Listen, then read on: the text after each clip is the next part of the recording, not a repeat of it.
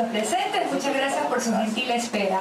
La muy ilustre Municipalidad de Guayaquil, la Dirección de Cultura y la Biblioteca Municipal, como siempre, les da la más cordial bienvenida al último día del ciclo de conferencias denominado Historias, Leyendas y Tradiciones en el Guayaquil colonial, donde hemos conocido y aprendido muchísimo sobre este tema.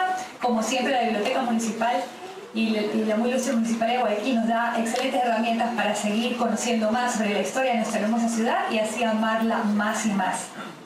Hemos tenido esta semana grandes conferencistas de la talla del licenciado Germán Arteta Vargas, de la conferencista arquitecta Antonieta Palacios Jara, arquitecto Meli Moyos Galarza. Al día de hoy tenemos invitados especiales. El licenciado Gabriel Paredes Villegas y el abogado Jorge Aycar nos van a hablar de las tradiciones campesinas. Lo recibimos con un fuerte aplauso.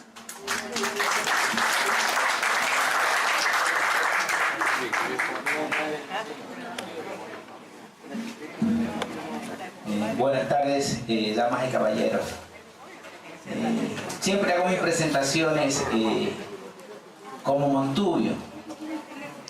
Nosotros estamos imbuidos en el tema Montubio, en las tradiciones montubias, en las creencias montubias, en todo lo que tiene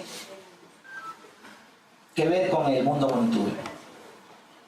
Hemos sido invitados especialmente para el cierre de este ciclo de conferencias para hablar justamente de esta parte que no se ha tocado, ¿no?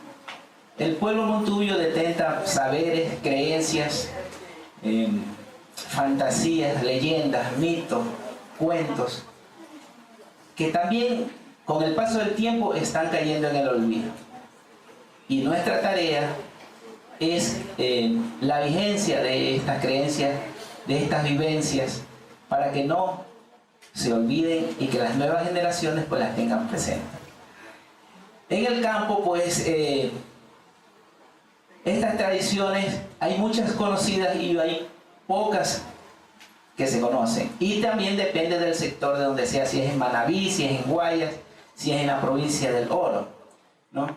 Tenemos una leyenda en el campo que se llama del jinete descabezado, ¿no? Este jinete descabezado pues siempre, estas cosas siempre suceden a la medianoche, a la madrugada, en noche de luna llena o en las noches cerradas, oscuras totalmente, y tienen una enseñanza también estas leyendas. Entonces el jinete descabezado dice que salía a las 12 de la noche a recorrer los caminos, era de un soldado, no aclaran bien de qué guerra, pero fue descabezado y anda buscando su cabeza. Esto también yo lo escuché en la provincia de Esmeraldas, esta historia del jinete descabezado, porque dicen que allá pues en la época de la Revolución Liberal, estos montubios, montoneros, esmeraldeños macheteros, se subían al árbol con dos machetes bien afilados y esperaban que pasan las tropas, y cuando estaban ya a punto de tiro, como le llaman ellos, se abalanzaban contra los soldados y con dos machetazos le cortaban la cabeza. Esas son tradiciones que al pasar de una región a otra pues cambian, ¿no? Tenemos también los pactos con el diablo. Eso es famoso en toda la región del campo, los pactos con el diablo.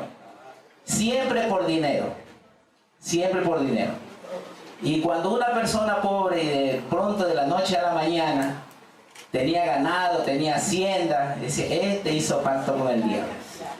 Y de eso hay muchas historias. Y yo recuerdo una bien que dice así: había un montubio pues que ya estaba cansado de ser peón, jornalero, y no le alcanzaba el dinero, y entonces él dijo, voy a hacer un pacto con él, porque no le puede decir el nombre, con el patica, con el malo. Es imposible decirle el nombre, ¿no? Entonces, ¿qué debo hacer? Dice, tienes que irte allá al fondo de la quebrada, donde hay un matapalo, invocarlo y llamarlo a este señor y decirle qué es lo que quiere. Y efectivamente él con una noche se va al matapalo, invocarlo a este señor, y aparece con truenos, relámpagos y humo ahí. ¿Qué necesita? Yo necesito, dice, dinero. A mí me gusta tener dinero, tener tierra, ganado y mujeres. Lo típico. Lo típico. Entonces ya, dice, ¿en qué tiempo? Porque todo esto es un contrato. Saca el papel, el tintero, la pluma y estampan la firma ahí. Te vengo a ver, dice, luego de 100 años. Ya, muy bien. 100 años regresa el diablo por su alma. El hombre se da la buena vida y que no sé qué, que no sé cuánto por aquí. Y se despreocupa ya del tiempo que va avanzando, porque la gente piensa que cuando está en bonanza nunca se va a acabar. Disfruta y disfruta y disfruta. Entonces llega el diablo: Señor, se cumplió el tiempo y vengo a ver mi alma. Ya, le dicen, no hay problema. Yo le entrego mi alma, señor diablo, si usted me adivina mi nombre. Y para hacerlo más fácil, mi nombre comienza con G. Ah, ya no hay problema. Comenzaron. Y el diablo comenzó: ¿usted se llama Jerónimo? No. Guillermo. No. Y así pasaban las horas. Y cuando ya estaba por amanecer, el diablo seguía. ¿No? ¿Usted se llama tal? No. Ya estaban los gallos cantando el primer canto, porque los gallos son 3 cantadas, a las 3, a las 5 y a las 6. Y ya el diablo tenía que irse. La verdad, dice, que me has vencido, dice. Ya te he dicho tantos nombres con G. ¿Cómo tú te llamas? Yo me llamo Gelipe, Gelipe. Así me llamo yo. Y no se lo llevó. Nunca iba a ser tal. Y así también hay otros cuentos, otras leyendas del diablo, que dice que el diablo no hace trato con las mujeres, porque lo engañan. Es una costumbre. Dice que la mujer engaña al diablo, más diablo, no por cachudo. Yo no sé. Y de eso tenemos tradiciones también de un señor que hace pacto con el diablo a espalda de la mujer, y le llega ya el día de que tiene que entregar el alma, y el hombre estaba preocupado, de allá para acá, de aquí para allá, dando vueltas, y la mujer se da cuenta y dice: ¿qué te pasa, marido? Es que hice pacto con el diablo y hoy en la noche me vine a ver, y ella dice: no te preocupes, dice, ¿a dónde? Allá, dice, ahí en el Cacautal, quedamos en vernos a las 12 ya. Nos vamos, pero tú tranquilo que yo te acompaño. Y efectivamente la señora va y consigue plumas de todas las aves que había, ¿no? Y se la lleva en un saco. Cuando ya está ahí a las 12 de la noche, aparece el diablo y dice: vengo a llevarte. Sí, dice, me voy contigo, pero primero me adivina qué animal traigo aquí en el saco. Y la saca, el saco abre y sale la señora, que se había puesto manteca en todo el cuerpo, se había quitado la ropa, se había puesto manteca en todo el cuerpo, se había revolcado en ceniza, y luego se había puesto todas las plumas de las aves. Y le dice: si usted me adivina qué animal cargo aquí, me voy con usted. Y el diablo le daba vuelta y no sabía qué animal era. Le cogió así como a las 6 de la mañana y no pudo ir. Y tuvo que irse el diablo y no se lo llevó. Y la mujer le dice: ¿viste? Yo te dije, déjamelo a mí. Y ella lo engañó al diablo, no se lo llevó. Esas son las leyendas. Tenemos las tradiciones en el pueblo montuyo de creencias, y que aquí en la ciudad también yo alcancé a verlas, sobre la sábila guindada atrás de la puerta con una cinta roja. ¿Quién se acuerda para qué servía eso? Uno solo antes que dígame. Alejar los espíritus, dice. ¿Alguien más? Que no entre la brujería. Que no entre la brujería. ¿Quién más? La buena suerte. Esa no, la buena suerte tenía otra. Bueno, exactamente. Dicen las personas que saben de esto, que la sábila guindada en la puerta con una cinta roja era especialmente para la envidia. La gente envidiosa que entraba a la casa, miraba y ya le iba envidiando hasta el marido, para que no se lo lleve. Luego tenía la segunda, que era chupar todo lo malo, o sea, las malas energías que la gente a veces va a una casa a visitar y lleva problemas, le viene a conversar todos los problemas, que estoy enfermo, que no sé qué, que no tengo plata, que no tengo trabajo, y le deja que mi marido se me fue, que fue con otro, que por aquí, por allá, y le deja la sala de su casa con toda esa energía. Y la sábila, cuando sangra, es porque ha cumplido con ese de limpiar el ambiente, y ella sangra, la sábila. Eso saben las abuelas que me han conversado, que yo estaba. Para la buena suerte es la herradura tras la puerta, clavada en la puerta. Entonces, abre la puerta y entra la buena suerte. Tenemos también cuando una persona se muere, ahora ya no, pues hay esa costumbre, ya creo que nadie está velando a los muertos en la sala. Ya están las salas de velaciones que las cierran a las 12 de la noche, mandan a todo el mundo afuera y el muerto queda solito hasta el otro día. No, acá el muerto se lo acompañaba y dice, vamos a acompañar al muerto, eran 3 días de velación. ¿Eso qué es? Sacar los clavos. ¿De qué? Cuando en la habitación está muerto, sacar los clavos porque dice que la mala energía... Se quedan ahí. Los clavos, sí. No había escuchado, pero es bueno que ustedes aporten con algo que yo tal vez en otra región se da esto, ¿no? Entonces el muerto era velado 3 días, pero eso sí, la caja tiene que ir con los pies a la puerta. No pueden velar aquí en esta sala, supongamos que esté el muerto y la puerta está allá, tendría que ser los pies para allá, porque si lo ponen al revés, de cabeza y los pies para acá, el muerto se queda penando ahí. Así era, y así era. Son conocimientos y sabiduría de esta gente del campo que tiene mezclada con creencia. El muerto tiene que hacerle la novena. Ahora ya ni le hacen una media misa nomás de cuerpo presente y al hueco. No, le hacían los 9 días la novena, el rosario. Mi abuela era una de esas rezanderas. La llevaban cada vez que había un muerto y yo no iba, no me gustaba esa letanía, cada pepita y darle Ave María y Padre no sé cuánto que por aquí, y darle, oye, ¿y cuándo se acaba? Yo le veía el rosario, que era un rosario grandote de 60 y no sé cuántos pepas, creo que tiene eso, lo que saben. Eran las cuentas, oiga, y darle vuelta, y darle vuelta, y darle vuelta, y reza, y reza, y reza, y reza. Pero eso sí, después del rezo, el buen aguado, el seco de gallina, ¿no? Bien alimentado porque la rezandera tenía que seguir, y al lado de ella estaban las plañideras que le llaman, ¿no? Las lloronas, que tenían que estar ahí, y la llorona era según si el muerto había tenido billetito, que había dejado ya listo para las gallinas, para la rezandera, para las lloronas y para el buen puro, para que la gente no se vaya. Para que eso, mi compadre está en varios velorios, él sabe. Para que caliente la noche, caliente el cuerpo, y la gente que hacía, unos conversaban de lo bueno que había sido el muerto, aunque haya sido el mismo diablo. No hay muerto malo. Exactamente. Conversaban ellos, un grupo, otro grupo se dedicaba a jugar naipe. Y había unos jugadores de naipe que buscaban los velorios. Esa era su tarea, era su vicio, digamos así. Buscar un velorio y amanecerse jugando las cartas. Y había otros que contaban cacho. Y había una de las cruz que le ponían aquí para decir a mano, no se lo lleve el diablo.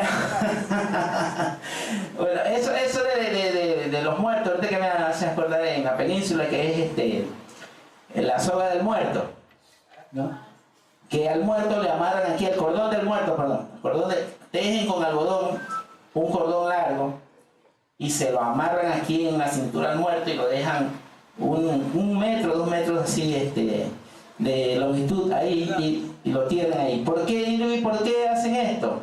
Dice que lo que pasa es que cuando ya el muerto va al cielo, en ese trayecto los diablos lo van a estar tentando, y el ángel que lo guía lo lleva del cordón para que vaya con él y no se vaya a las tentaciones. Todavía las tentaciones uno ya ir caminando para el cielo, imagínense.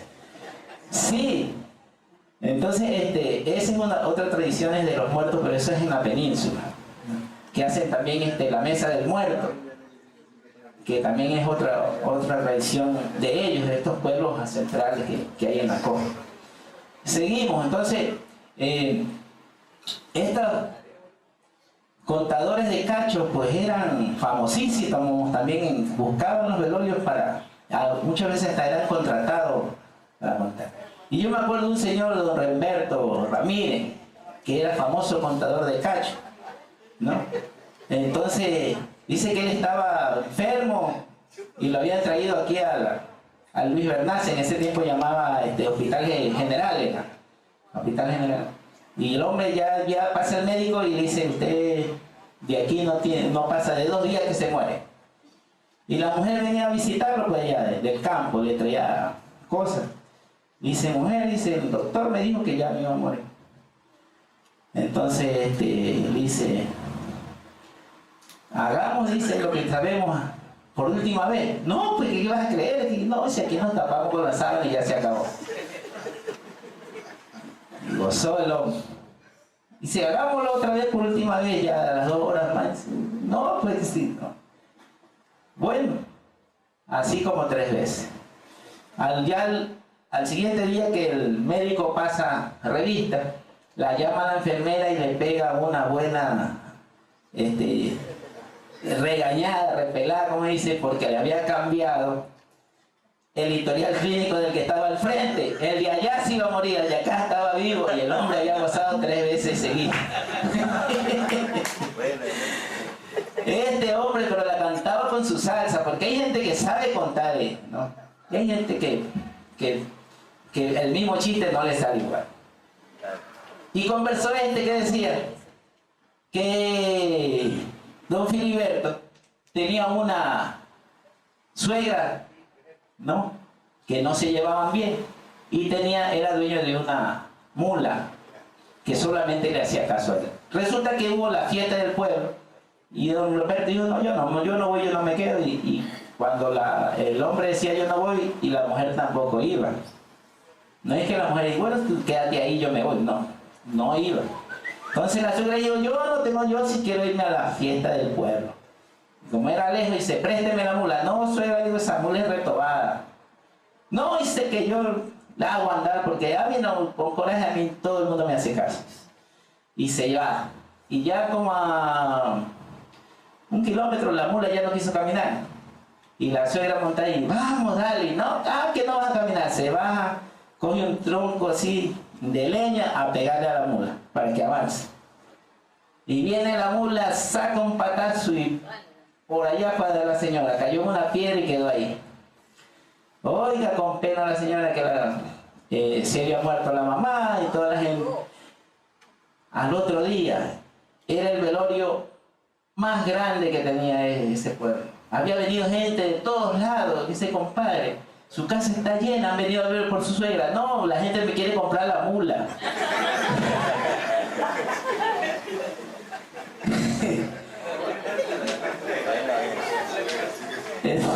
Entonces imagínense, todas esas creencias. En cuanto a lo Montubio, a mí me causa un poco, cuando visito ahora los campos, cómo está cambiando, ¿no? El Montubio de antes ya no es como el de ahora. Ya no anda a caballo, primero andaba en bicicleta, ya la bicicleta anda en moto y tricimoto.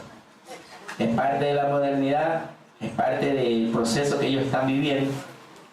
Pero botan el sombrero y se ponen unas gorras. Botan la camisa, esta manga larga que los protege del sol para trabajar, y se ponen una camiseta que dice I love New York. Una gorra que dice Revo, que no tienen nada que ver con su identidad, ¿no? Entonces, es necesario, cuando a mí me invitan a estas charlas, conferencias, más que todo con jóvenes, para que se den cuenta de que puede venir la modernidad, que pueden tener el teléfono celular, como todos nosotros. Ahí en el campo también ha llegado el teléfono celular, ¿no? Que es necesario. ¿Pero qué hablan? Hablan lo mismo. Comadre Panchita, sí, ¿cómo está doña Josefina? La chancha ya parió, sí, 7 chanchitos. Lo mismo. ¿Ya? ¿Cuándo viene a visitarnos? Apenas pase el invierno, yo voy para allá, comadre. Igual. Ahí le salió lo Montubio a la comadre por ahí. Ahí se Y en los saberes, porque los abuelos, la gente antigua hablaba para enseñarle, hablaban con el ejemplo. No era pura filosofía aprendida de un libro, no. De las cosas que ellos aprendían, del diario vivir, era que nos enseñaban. Decía, caballo, mujer y escopeta son cosas que no se prestan. ¿Cómo que no, compadre? Para que no haga más de prestarle a su señor. El caballo es útil, la escopeta es súper útil y la mujer también. Entonces son cosas que no se prestan. Por eso hay ese fino que dice, compadre, si usted es mi amigo, un trato vamos a hacer. Yo le presto a mi burra y usted me presta a su mujer. A ver si no le dan bala. Esos saberes cuando le dicen, oiga compadre, estoy más fregado que cucaracha en pico de gallina. ¿Qué quiere decir eso? ¿Qué quiere decir? Que ya usted está en un problema que no se lo puede escapar. Usted está como cucaracha en pico de gallina, adentro. Y entero todavía. Así es. ¿No es? Por este camino me voy y por el otro me doy la vuelta. Señorita, si usted me quiere, déjeme la puerta abierta. Ahora no, ahora dice, contra la pared, duro, lo tengo duro. ¿El anillo para cuándo? Así ahora son las rimas de ahora. Porque yo me he puesto a... Exactamente, a diferencia de que a usted le digan, ¿qué quieres que te cante, mujer idolatrada, mujer la más amada por este trovador? Si ya no tengo aliento y enferma tengo el alma, pues ya no encuentra calma, mi angustiado corazón. Así es, todo va a cambiar. Como ustedes, le doy paso al abogado Jorge Aycal, que les va a hablar sobre tradiciones campesinas también. Gracias.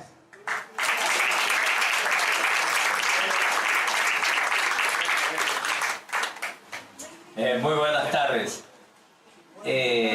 Yo siempre aclaro, ¿no?, de que lo que yo digo fue lo que yo viví. Yo me crié en una hacienda y ahí está mi paisano, don Robespierre Rivas Ronquillo. Somos de la zona de Zapanal. Daule.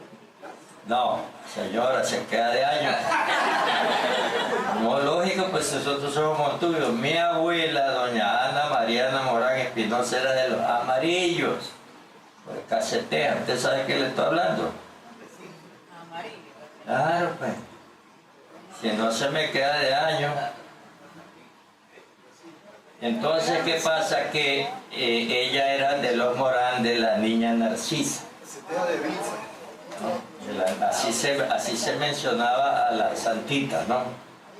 Entonces eran de esa familia, digamos de recursos medianos, ¿no? Ahí no tenían haciendas, sino que tenían terrenos de 15, 20 cuadras que eran moliendas de caña, ¿no?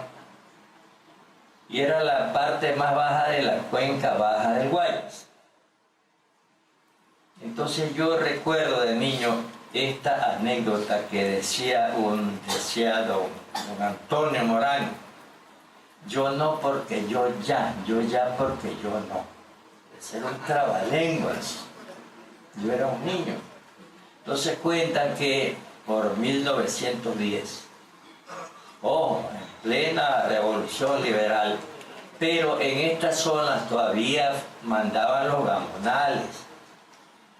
No, porque eso estaba aislado, yo me acuerdo. Acuérdense ustedes de Robespierre, todo era en lancha. Bueno, entonces que el cura que llegaba para la fiesta, ahí en Juan Bautista Aguirre, Los Tintos, entonces que escogía 10 doncellas para la corte de la Virgen. Y bueno, y en el campo y en cualquier parte, pues las doncellas, niñas de 12, 14 años, bonitas, ¿no? La belleza propia de la juventud, la frescura. Entonces que reunían a 10 para que sean las de la corte de la Virgen, ¿no?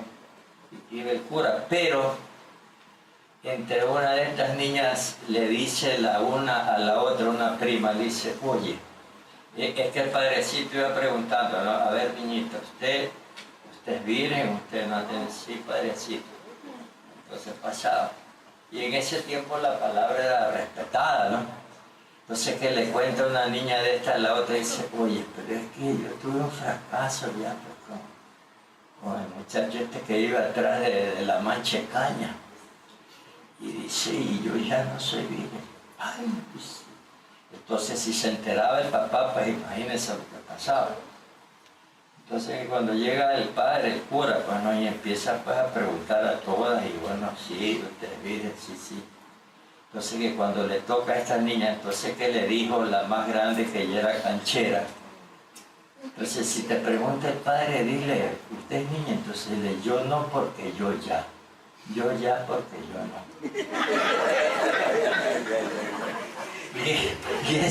Y eso hasta hoy, en serio. Y eso, pero esa es la sabiduría campesina.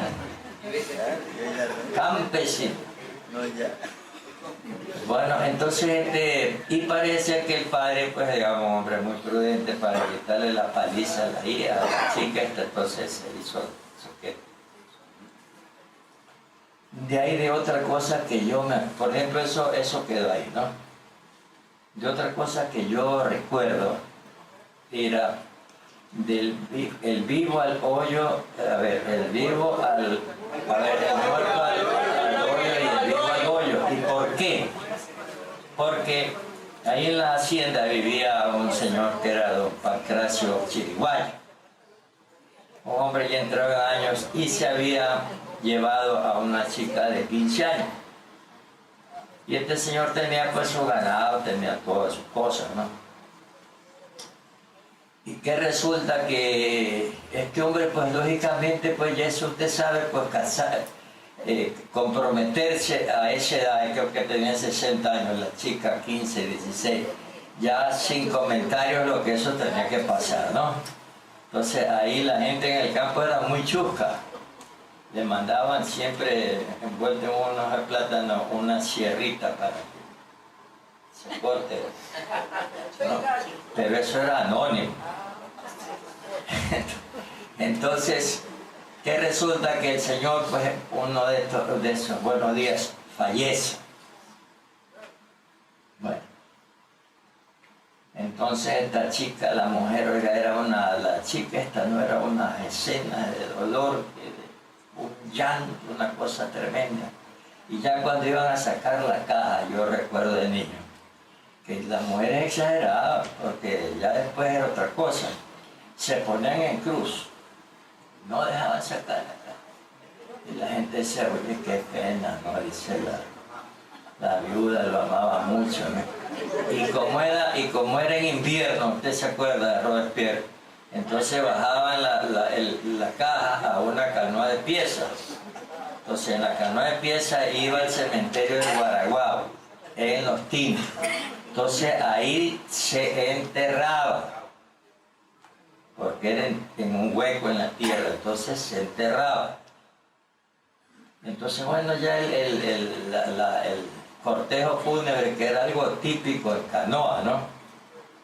Entonces llegábamos ahí al pueblo, y al cementerio de Guaraguao, y esta mujer exagerada quería meterse en el hueco. Sí, sí. Ay, que no sé. Y la gente decía, o sea, que lo ha querido. Bueno, lo enterraron al difunto, y como a las 2 semanas, la novedad era que la viuda, digamos, estaba durmiendo pues con un muchacho que la acompañaba, y pues tenían una tienda. Y le preguntan, oye, ¿qué pasó? Pues no, dice que el difunto me está asustando. Entonces yo lo hago dormir pues a los pies a este señor. Entonces, y ya después de 6 meses ya era el marido oficial. Entonces de ahí era que se decía, ¿no? El muerto al hoyo y el vivo al bollo. Bueno, viceversa. El orden de los factores no cambia. Bueno, entonces yo recuerdo, ahora eso del diablo, yo eso era ley de la República. Si usted tenía ya unos centavos, ya usted tenía pacto con el malo, porque así le llamaban, el malo. Y yo recuerdo que había un señor apellidos típicos. No, Robespierre es nombre, Robespierre Rivas Ronquillo, típicamente de Dable. Yo soy de Canto Tiempo, tú tienes, somos de San Borondón. Ya. O sea, ese es el problema nuestro que tenemos y con el mayor respeto. Pero aquí, por ejemplo, le dice un Montuyo a alguien y lo siguen a piedra de piedra, ¿verdad? Pues, todos, la mayor parte somos de ese ancestro. A mí se me ganan los Montubios. No, se ponen bravos, invitan a pelear. Si tienen un apellido autóctono, peor. Sí.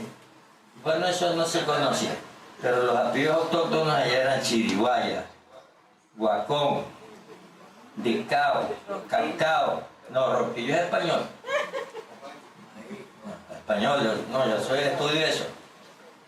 Entonces, Cache es un apellido latino. Era Caiche. Sí. Hay un censo eclesiástico, entonces si vamos a eso. Entonces, ¿qué resulta? Que yo recuerdo, entonces, que la gente era muy supersticiosa, ¿no? Y tal como bien dice don Gabriel Paredes, cuando yo era un niño, entonces llevaban unos radios Grundig de madera. O sea, ya aquí en Guayaquil había radios de radiodifusoras. Entonces, sino que el que tenía un radio pues tenía que tener sus centavos y digamos la antena era una palanca, o sea, una palanca de esa, de bambú. Y se cargaba con una batería carro. Entonces esa gente cogía, prendía la radio desde las 6 de la mañana hasta las 7 de la noche y lógicamente pues ya la batería ya se gastaba. Entonces había que mandarlas a cargar pues a Guayaquil. Entonces había un señor que se ha de acordar Robespierre que se llamaba don Catalino Briones, que él andaba en la barqueadora. Entonces de mañanita venía cogiendo las baterías y en cada hacienda había un puerto. Entonces pues usted sacaba las baterías de adentro y por ejemplo reunía 50, 60, 70 baterías. Para cargarlas las llevaba a la lancha al cruce y de ahí iba a Guayaquil, las cargaban y después de 4 o 5. Y había una señora de apellido San Lucas. Y esto es verdad porque yo lo vi. Entonces le reclamaba a don Catalino, le decía, don Catalino, a última vez, porque yo quiero que esta batería me la cargue de puro valses y pasillos, nada de propaganda. Entonces, en serio, porque antes había pues esa propaganda de la cola gallito y tantas cosas.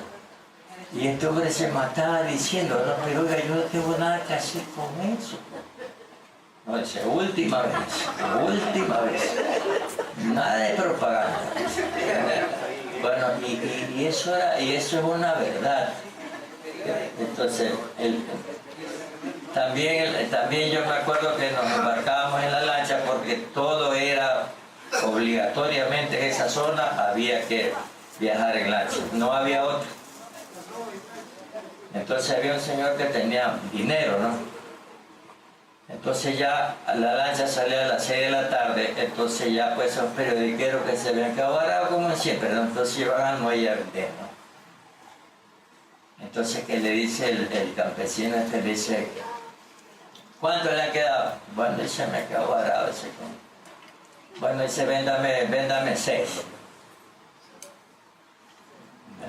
Compró. Entonces le pregunto al señor, ¿y para qué quiero hacer? Dice, para leer un periódico diario.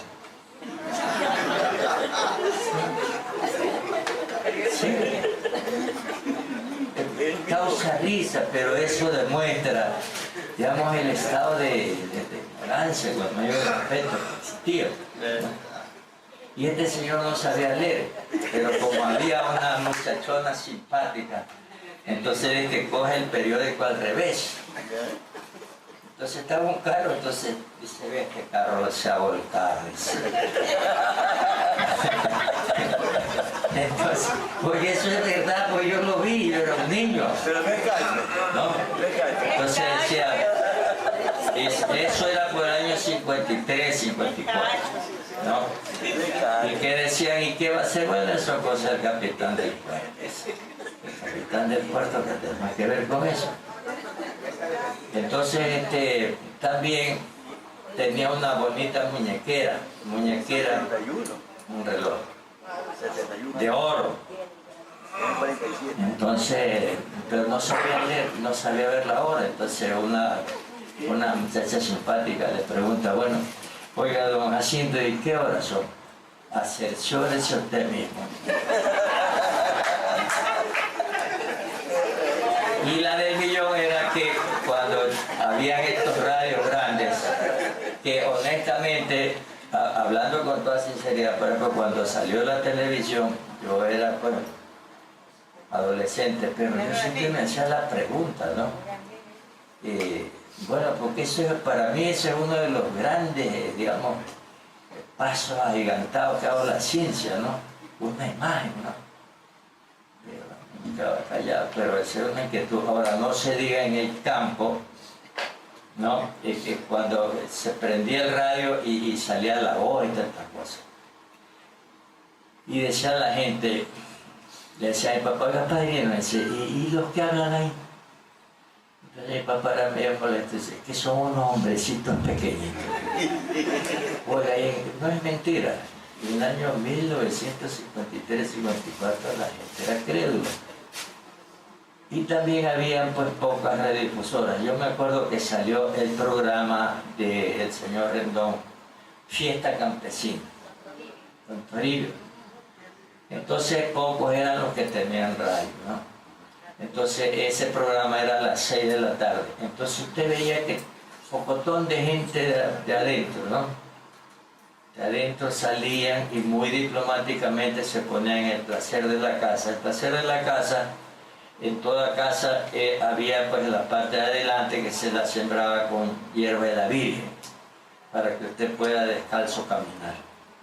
Entonces ellos les pedían de servicio que por favor les suban el volumen, ¿no? Y usted veía que esa gente empezaba a reírse, ¿no? Porque el señor Don Toribio tenía unas ocurrencias tremendas. Y después pues yo recuerdo también cuando decían pues que don Dionisio García le había vendido el alma al diablo. Entonces esa hacienda la había comprado mi abuelo a principios de siglo y decían que en un pilar de la casa que era como de chapelín había pues una mano como negra, no decían que esa era la mano del diablo. Pero mi papá decía, no, dice, si aquí cuando se prueban los fierros, eso, entonces, pero sácale a la gente que esa es la mano del diablo. Entonces, así mismo, como dice don Gabriel, se dice que este señor, don Dionisio García, pues era un hombre muy pobre. Y que, digamos, pues llegó un momento en que ya pues se hostigó lo de siempre. Entonces que se fue adentro a los pozones es donde es ahora la T, ¿no? Eso era botado. Entonces que fue y que vino como un diluvio y unos truenos en centella y ahí se le apareció el diablo y se te cerró el negocio. Y que don Dionisio García como a las 3 de la mañana vino como con 500 reses y con plata y tantas cosas. Y pasó el tiempo y lo mismo, ¿no? Entonces ya que le vino a cobrar la plata. Entonces una vez que le cobra la plata, pues este señor no se la quería pagar. Entonces se fue a Daule y trajo una pura, qué sé yo. Pero no surtió efecto eso. Entonces aquí también era lo que siempre uno escuchaba de cuando se moría un hombre rico. Que dice que venía un ventarrón y se apaga, porque antes era velorio, o sea, era velado con vela, por eso el nombre velorio, entierro en tierra. Entonces venía un gran viento apagaba las velas y ya cuando iban a ver de que no encontraban nada, entonces tenían que poner unas piedras, tenían que poner un pedazo de tronco de madera pesada. Y bueno, pues enterraban, entonces nadie quería ir a hacer esas reparaciones porque la gente era muy supersticiosa. Entonces ahora, como dice don Gabriel, uno va al campo y en realidad es verdad, todo ha cambiado, ¿no? Todo ha cambiado. Por ejemplo, ya no hay caballos, pero lógicamente es el signo de los tiempos, ¿no? Por ejemplo, ya no hay ya siquiera bicicleta, ahora hay motocicleta y hay, ¿cómo es la? Tricimotos. Y algo que riñe con la lógica es que ya el campesino no usa sombrero y el sombrero es de lógica porque eso cubre, entonces anda es con gorra, entonces eso no se entiende. Porque ahora, inclusive ahora con estas cuestiones de la capa de ozono y todas esas cosas, ¿no? Y también, por ejemplo, yo veo en los barrios de afuera, donde la mayor parte son del campo, y ya digo, se me ha de sentir porque dice, ay, dice que me pican los mosquitos. Pero digo, ¿te acuerdas que nos picaban los mosquitos allá? Pues cuando íbamos al corral, pues. Y andábamos sin zapatos, pues. Ay, que sí, que te acuerdas que nos daba comezón. Comezón. Pero, a ver, ¿quién dijo a ver? Pero es que, señora, de lógica, comezón es el que anda sin zapatos. Lógico. Entonces al andar sin zapatos tenía que pisar todo en el corral donde estaba sacando las vacas. Tenía que pisar pues las hormigas y todo el mundo lo hacía. Entonces le daba comezón y lo que los paisanos llaman rasca bonito. Entonces ahí usted que en la hamaca ahí se rascaba eso, ¿no? Y la otra era de que todos los viajes a la zona nuestra se hacían en lancha. Todos los viajes se hacían en lancha. Y yo recuerdo con mi mamá, pues, que para descansar. Ella, pese a que nació en esa zona, se crió en eso, pero ella le tenía un terror a eso, ¿no? Porque así como vemos que esos carros se chocan, las lanchas también, porque había grandes accidentes. Se hundían las lanchas, ¿se acuerdan cuando se hundió la Palmira, se hundió la Churuta? Entonces se ahogaban 30, 40 personas, pero ahí había un jurado de capitanes. Entonces en realidad es verdad, pues cuando uno iba viajando en lancha, por ejemplo, ya salía a las 7 de la noche, ¿no? Y por ejemplo, para ir a Los Tintos eran 7 horas. Entonces ahí, pues, ahí le servían, pues, a medianoche le servían un aguado y de mañana el desayuno. Entonces ahí usted tenía que aprender a comer ahí. Una máquina. Claro, está en la mano. Y también usted iba con un temor tremendo, porque cuando se abría la lancha del muelle, que salíamos al muelle 8, entonces ya 6, 6 y media, 7, eso era una boca de lobo, ¿no?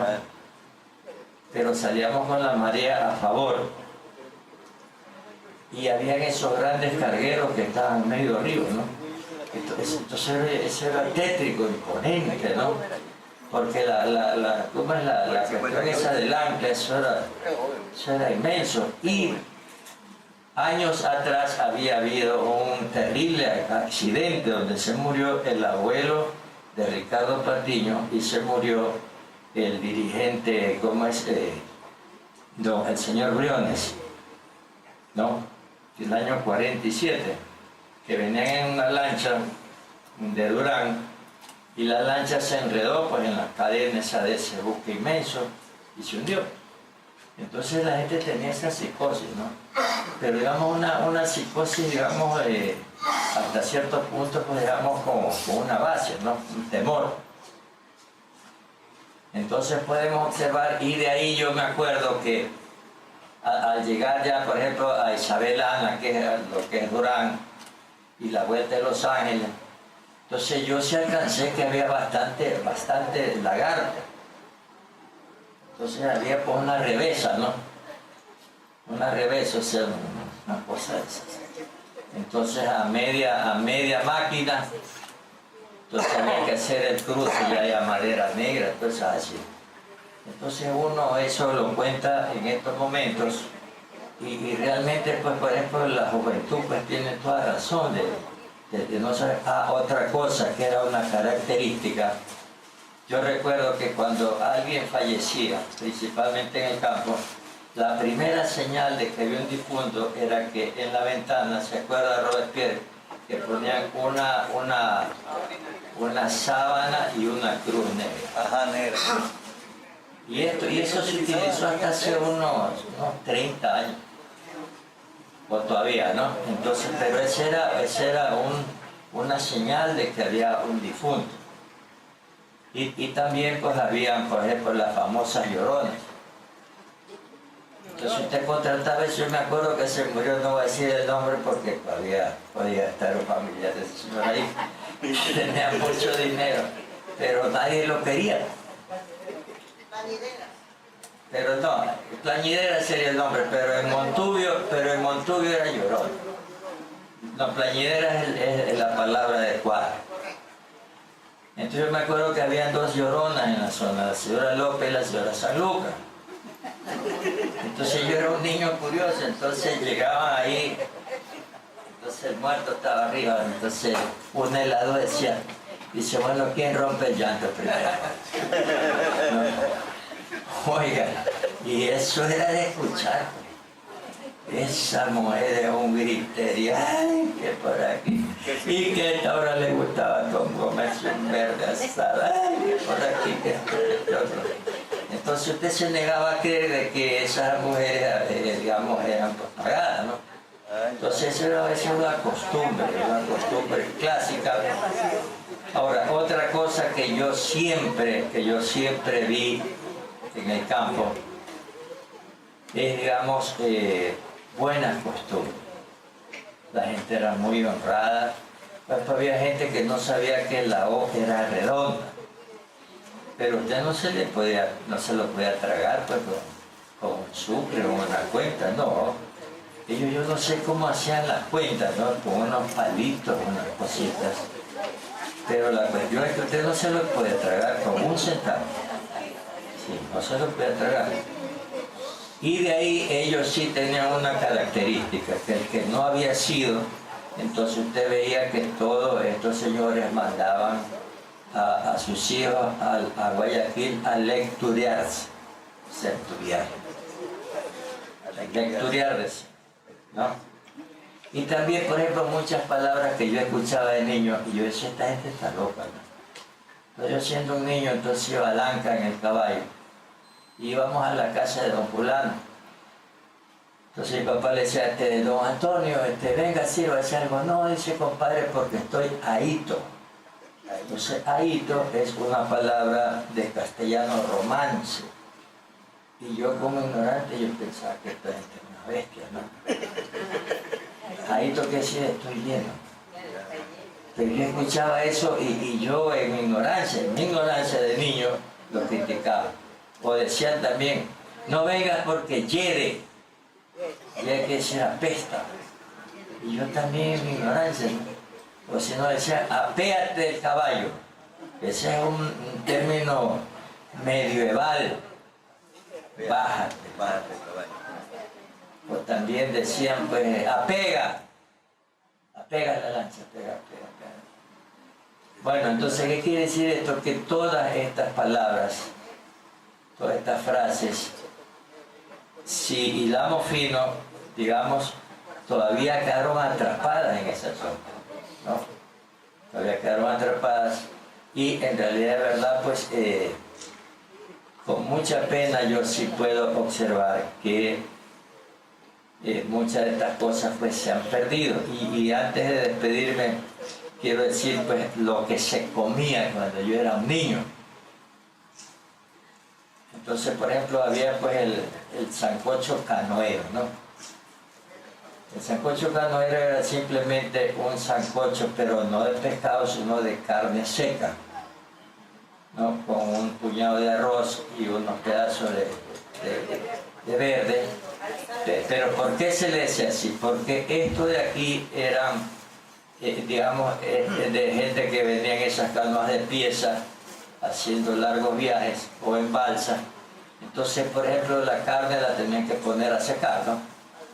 Entonces, y una vez que ya estaba seco y tenían hambre, preparaban eso porque era una comida pues rápida, ¿no? De ahí la expresión canoero. Por ejemplo, un negro de yuca, habas ensapatadas. Yo cuando veo que en Manabí se gana el premio, pues dice pásame al otro lado. Acuérdense que eso también había en la zona nuestra. Pásame para el otro lado. Claro. Las habas ensapatadas.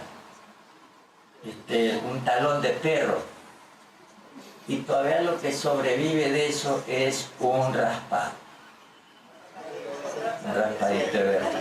Pero ahí sí yo tomo examen, pues, porque si no, pues como la señora se va a quedar de años. Porque un raspado bien hecho es sabrosísimo. Claro, pues es a base pues digamos, le ponen leche, queso. Es una cosa deliciosa. Y también había, pues yo recuerdo, ya para no, pues eso era un punto aparte. Decía don Luis Novoa Naranjo, un hombre muy rico que viajó tanto. Entonces cuando le preguntaban a él, dice don Luis, ¿y usted con qué comida se queda?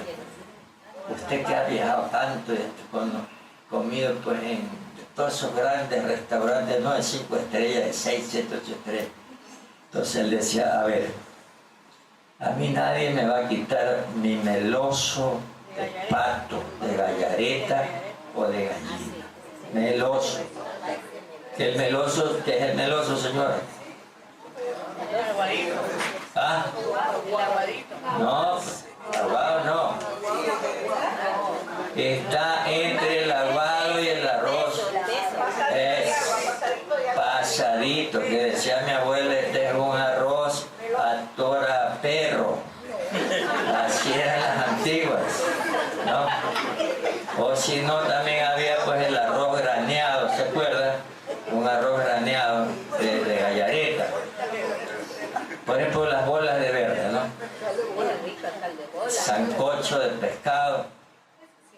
Por ejemplo, la gente ya no conoce ahorita lo que es gallina chirapa, ¿no? A ver, no, el rapabalsa nunca lo comí. Eso se comió en Manabí. Aquí nunca comimos. No, sí, pero nosotros no. Y le digo que me llamaba la atención, ¿no?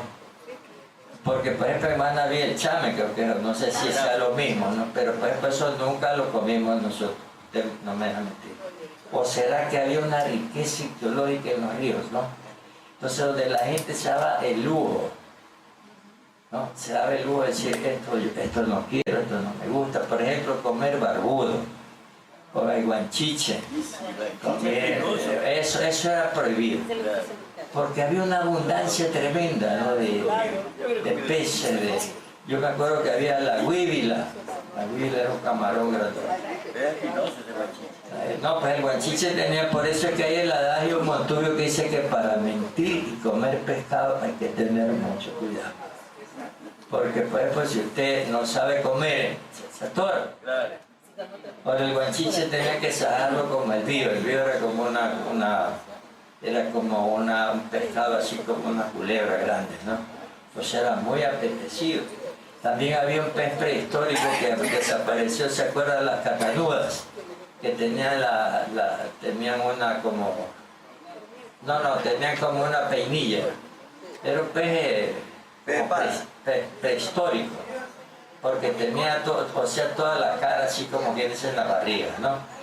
Y yo me acuerdo que se subían hasta la zona nuestra los alcatraces, los pelícanos, y a veces hasta los bufeos. Y también dicen que, yo eso ya poco alcancé, los lagartos. Y dicen que ahora los lagartos ya no están en el río, sino en tierra.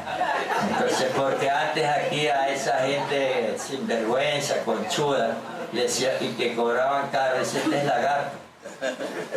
¿no? Entonces dice que ya los lagartos no están en el río, sino en la tierra. Es lo que yo puedo decirle, que son mis recuerdos muy gratos.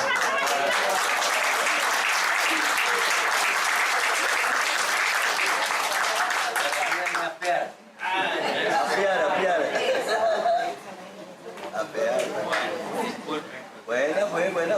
Quiero escuchar esos sonados aplausos para el abogado Aicar, que nos ha ilustrado, nos ha enseñado algo. Y para cerrar este momento, quiero decirle lo que dijo un día don Jacinto Morán y que se me quedó tanto grabado. Bajo mi cielo Montubio yo me salgo a cobijar, porque aún faltándonos todos nos puede alcanzar. Tengo a mi Dios primero que me cumpla algún favor, tengo al Cristo Redentor que me hace compañía, tengo la noche y el día, el agua y el arroyuelo, y si Dios es mi parcero, a los curas para que los quiero. Muchas gracias. Una grandiosa intervención del licenciado Gabriel Paredes Villegas y al abogado Jorge Aicar, en representación del arquitecto Médico del Galarza, que lamentablemente no nos puede acompañar esta tarde por una reunión con el alcalde. Amigos, los esperamos la tercera semana de octubre, tendremos más conferencias de este tipo, y el 6 y 7 de septiembre las jornadas numismáticas en el Museo Municipal. Muchísimas gracias, como siempre.